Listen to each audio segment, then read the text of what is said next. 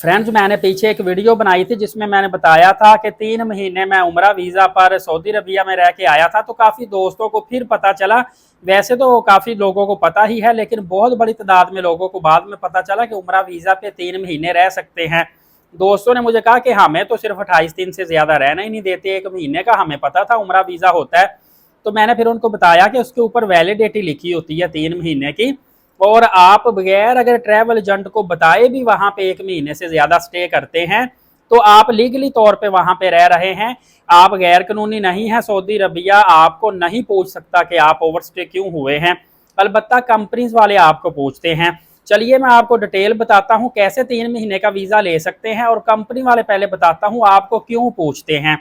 भाईजान, बात यह है कि अगर आप, मोस्टली लोग अननोन होते हैं जो डिफरेंट कंपनी से वीजे लेते हैं, या किसी बंदे के थ्रू रिलेशन निकाला वीजा ले लिया। अब देखिए, उम्रा के लिए 15 दिन 21 दिन इनफ होते हैं।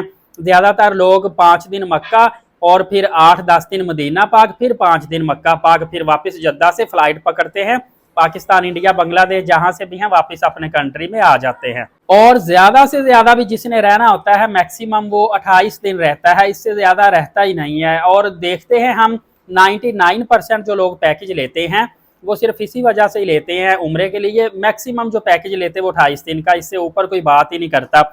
हाँ, इससे ज्यादा का जो पैकेज लेते हैं ना, वो ट्रैवल एजेंटों को पता है कि उन लोगों ने वहां पे 3 महीने रह के जॉब ढूंढ रही होती है, इस वजह से पैकेज लेते हैं। तो दोस्तों, इसमें एक बहुत बड़ा रिस्क इन्वॉल्व हो जाता है। अगर आप किसी भी ट्रैवल एजेंट से बगैर बताए 1 महीने से ज्यादा सऊदी अरबिया में स्टे कर रहे हैं तो ऑटोमेटिकली सऊदी वज़ारत हज उम्रा को भी अच्छे तरीके से पता है, और आपका जो शिरका कंपनी ट्रैवल एजेंट है उनको भी अच्छे तरीके से पता है कि ये बंदे को महीने से ऊपर आप सऊदी अरबिया में रहते हो गया है। अब इसकी बड़ी वजह यही है कि ये बंदा कहीं ना कहीं छुपेगा, काम डालेगा, या यहाँ पे जॉब ढूंढ रहा है, ये कोई गड़बड़ कर सकता है, क्योंकि उम्रे के लिए 28 दिन बहुत ज़्यादा होते हैं। एक सेकंड कैटेगरी भी है, उसमें जो वहाँ पे जिनका उधर वहाँ पे भाई, बेटा, बाप, शोहर कोई ना कोई काम कर रहा होता है ना, उनके पास स्टे करने के लिए भी लोग रहते हैं, लेकिन वो मोस्टली उसमें फैमिलीज होती है, कोई औरत कोई बच्चा होता है, इसलिए उनकी टेंशन नहीं होती। जो सिंगल एक मेल बंदा जाता है ना, उसके लिए ये ज्यादा टेंशन होती है। लिहाजा आपने अगर 1 महीने से ज्यादा स्टे करना है सऊदी अरबिया में उम्रा वीजा पर, आपने पहले अपने ट्रैवल एजेंट को बता देना है कि मैं इतनी देर के लिए स्टे करना चाहता हूँ, 2 महीने, 3 महीने, 2.5 महीने। वो फिर आपसे फौरी पर्पज पूछेगा कि आपका मकसद क्या है इतनी देर स्टे करने का। आप उसको अपना पर्पज क्लियर करेंगे, उसकी समझ में बात आ जाएगी, तो वो फिर अपनी शिरका कंपनी से अलाउ करवा लेगा आपको कि इस बंदे ने इतने दिन मक्का या मदीना पाक में या किसी भी शहर में स्टे करना है। इस वजह से मेंटली तौर पे ट्रैवल एजेंट भी थोड़ा रिलैक्स हो जाता है। फ्रेंड्स, पहले तो देखिए कि आप जहां मर्जी रहायश ले सकते थे, 3 महीने भी रहना हो सस्ती आपको रहायश मिल जाती थी। अब जो नई पॉलिसी चेंज हुई इसके मुताबिक आपको सऊदी वज़ारत हज उम्रा की जानिब से मंजूर शुदा होटल लेने पड़ेंगे, तो वो आपको 3 महीने का उम्रा बहुत ज़्यादा एक्सपेंसिव पड़ जाएगा। दूसरा, मेरा एक्सपीरियंस ये है कि जो लोग 3 महीने सिर्फ उम्रा के लिए ही स्टे करते हैं मक्का मदीना पाक में, वो मेरे ख्याल से कोई महीने से ऊपर जब होता है ना, 1.5 होता है, तो उनको, हालांकि मुकद्दस जगह, फिर भी उनको जल्दी पड़ जाती है वापस अपने घर जाने की, क्योंकि वो इतनी देर ज़्यादा वहाँ पे स्टे नहीं कर पाते। तो एक रिक्वेस्ट है कि जब भी आपने रिटर्न टिकट करवानी है, रिफंडेबल टिकट करवाइएगा। ट्रैवल एजेंट से बात कर लीजिएगा कि भाई आपने इस तारीख की वापसी दी है, फ्लेक्सिबल इसमें टिकट में रखनी है चीज़ें, अगर मैं डेट चेंज करवाता हूँ मुझे ये भी बता दो कितने पैसे मुझे एक्स्ट्रा और लगेंगे।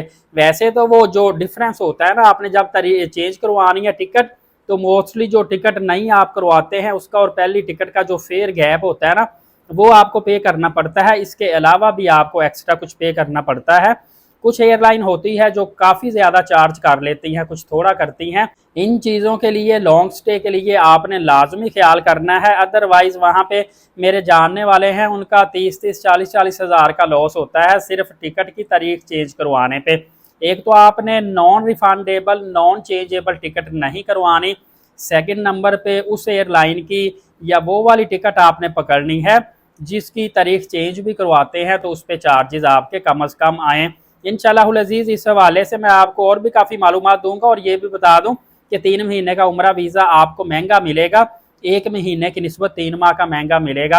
अभी उम्रा वीज़ा के रेट काफ़ी ज़्यादा बढ़े हैं, लोग पूछते हैं कितने बढ़े हैं, तो मैं एक आपको एस्टीमेट अंदाज़ा बता रहा हूँ कि तकरीबन 60-65 हज़ार का उम्रा वीज़ा हो चुका है। लेकिन ये हतमी मेरी बात नहीं है, 10 जून के बाद जैसे ही वीज़ा खुलेगा पता चल जाएगा उम्रा की एक्चुअल फ़ी कितनी है और इसमें बाई डिफ़ॉल्ट ट्रांसपोर्ट शामिल है या नहीं, हेल्थ इंश्योरेंस और होटल शामिल है या नहीं, ज़ियारत शामिल है या नहीं, ये सारी चीज़ें कबल अज़ वक़्त मैं आपको बताऊँगा। तो थोड़ा सा इसमें चेंजिंग आ सकती है, इसलिए थोड़ा सा सब्र कीजिएगा। इंशाअल्लाहुल अज़ीज़ जैसे ही सऊदी अरबिया की ऑफिशियल वेबसाइट पे अपलोड होगा नया नोटिस, तो फिर मैं आपको डिटेल से तमाम तर मालूमात लेके आ जाऊँगा। आपने बस एलीट साकिब यूट्यूब चैनल को सब्सक्राइब रखना है और बेल नोटिफिकेशन को भी आल रखें ताकि फौरी आपको न्यूज़ मिल जाए।